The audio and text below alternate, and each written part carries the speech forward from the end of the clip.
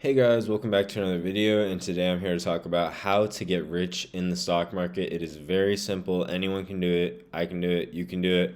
Your grandma can do it. Your little brother can do it. Anyone can do it. So if you guys do enjoy this video, be sure to smash that like button. Also subscribe to the channel. I really appreciate the support, and we are very close to 1,500 subscribers. Thank you guys so much, and let's get right into it. So for this, there's 5 key concepts. The first one is you can have zero emotion. You cannot have any emotion in the stock market. That is not tolerated here. Consistency, very important to be consistent in all aspects of life, especially the stock market. Patience, you have to be patient. You have to be a patient investor. More income, obviously. I mean, I'm Sherlock Holmes. The more income you have, the more money you're going to make. Money makes money. That's getting too into that. But also the reward. You need to see the light at the end of the tunnel, the thing that's going to be there for you when you actually, all this grind, all these sacrifices, all this hard work pays off. So let's get right into the first one. You cannot have emotion in investing. Emotional investing will lose you money fast. If you don't know what emotional investing means, emotional investing in a financial context, because it's not you being emotional, it's not you showing how you feel, it's literally just acting on your emotions. So making investment decisions based on your emotions of anxiety, excitement, panic, fear, and then not logical judgment. So if you're scared that Nike's earnings are going to come out bad, you don't have any logic behind that, but you just sell all your Nike stock right there, and then Nike crushes earnings and you miss out on 20% and you're already down 20%, then, opportunity cost, you lost 40%. So there's a lot of things that can mess you up when it comes to emotional investing, and you need to be sure that you're not a part of that statistic, because that is most investors. A lot of retail investors lose money because of this, and you can't emotionally invest. It's just something that you cannot do. That's why it's number one. That's why I need to get it out of the way and tell you guys that is something that is not allowed here. Number two is consistency. So consistency investing, this is going to promote your dollar cost averaging, DCA.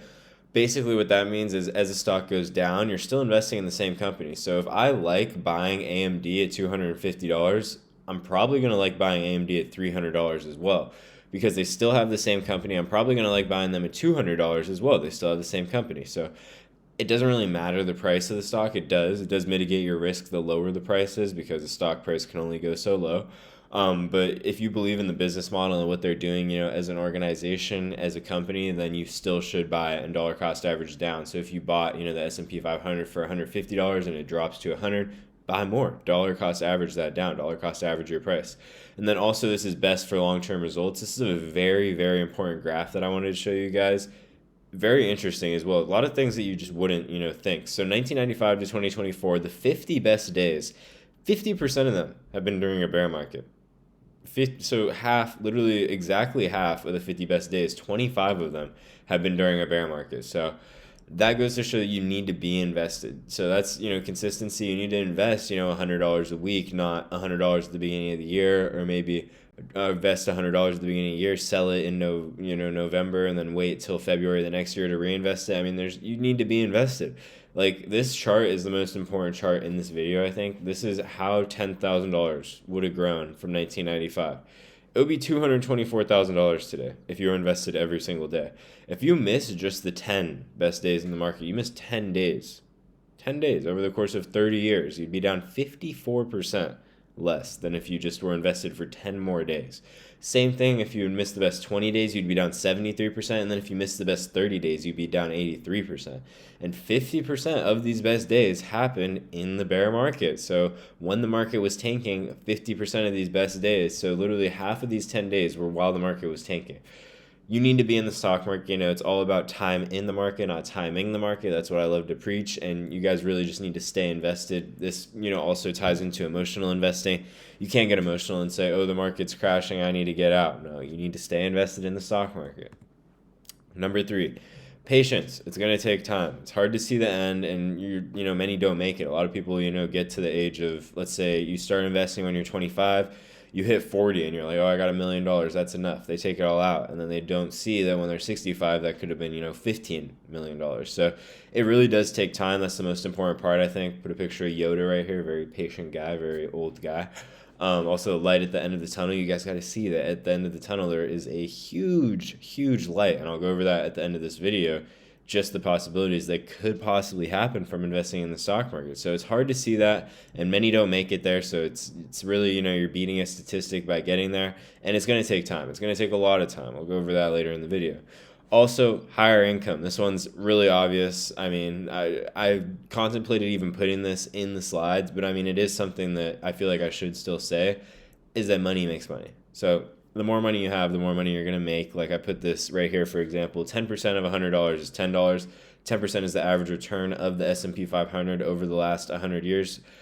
10% of $100, if you made that, let's say you put $100 in the S&P January 1st, it returned 10% this year, you made $10. If you put $1 million in and it returned 10%, you made $100,000.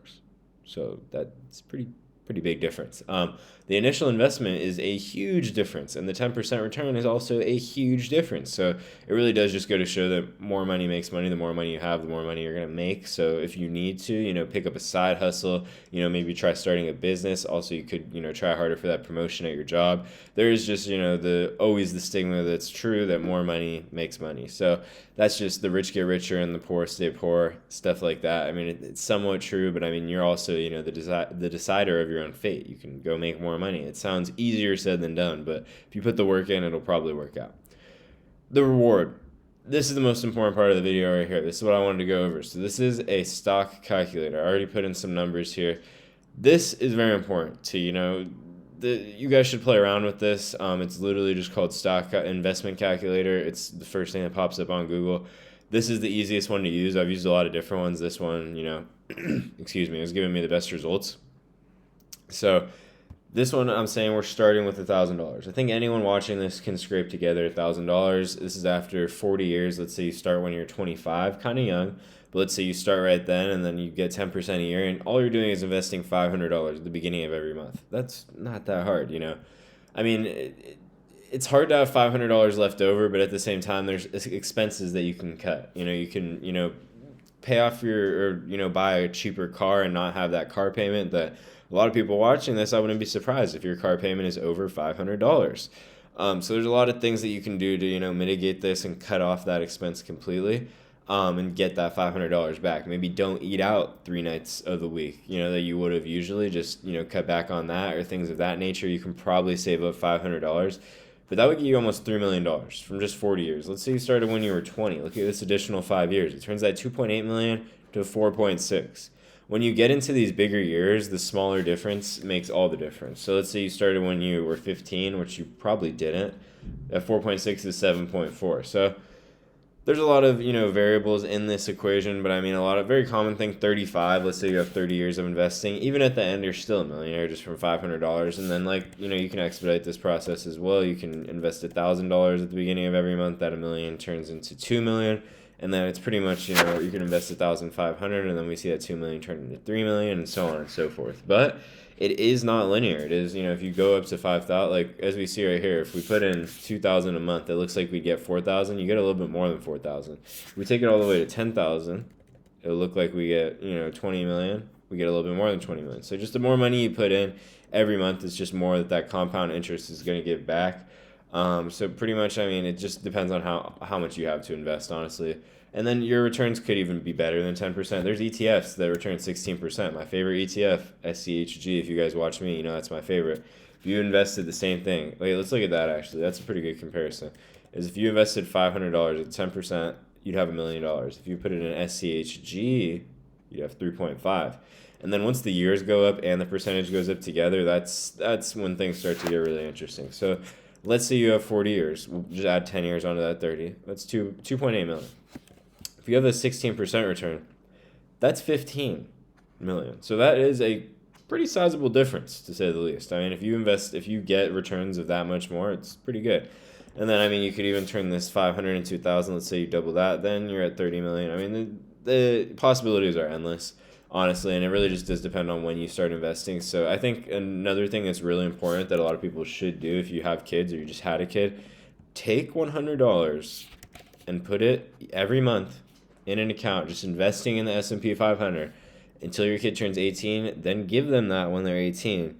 $63,000 you could give your kid.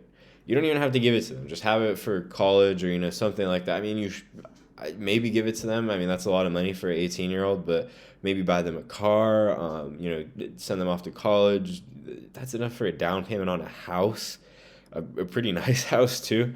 So, I mean, there's a lot of things you could do with that much money. And then, I mean, even if you're in a better position, you could put $500 a month into this and then have almost 300,000 at the end. There's a lot of things you could do with this, and you're going to make a lot of money off the interest there. And then even you could pass it on to your kid, and they could keep growing at that same rate. When they retire, they'd have $30 million. So there's a lot of things you can do. The stock market's pretty endless with opportunities and ideas and things of that nature. So if you guys, want to invest, I'd really urge you to. Wasn't my most interesting video maybe, but I just wanted to make a pretty informative one of how important investing is, because I think at the end of the day we get all caught up in all these different companies and what Microsoft is doing to mitigate their costs. And at the end of the day, it's all just about making money and the highest return. And, ETFs are a great tool that people have created where you can make a lot of money in the stock market pretty easily. You don't need to do a lot of work. So that's all I have for today's video, guys. If you did enjoy, be sure to smash that like button. Also, subscribe to the channel. I really appreciate your guys' support. And I'll catch you in the next video. I make daily videos, daily content. Comment down below what kind of video you guys want to see next. Catch you in the next one. Peace.